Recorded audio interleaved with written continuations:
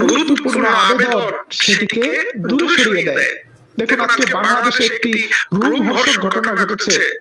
দুই নিরপরাধ কিশোরকে হাত পা বেঁধে পিটিয়ে হত্যা করেছে একদল উন্মুক্ত হিন্দু সন্ত্রাসী, এবং এই ঘটনায় পুলিশকে আটকে রেখেছে, পুলিশকে আসতে দেয়নি, অথবা পুলিশের কোন সদস্যরা এই নিষ্পাপ নিরপরাধ মানুষগুলোকে উদ্ধার করেনি। 5 জন মানুষকে গুরুতর আহত করেছে, 2 জনকে হত্যা করেছে, সেই হত্যার ভিডিও রেকর্ড আছে।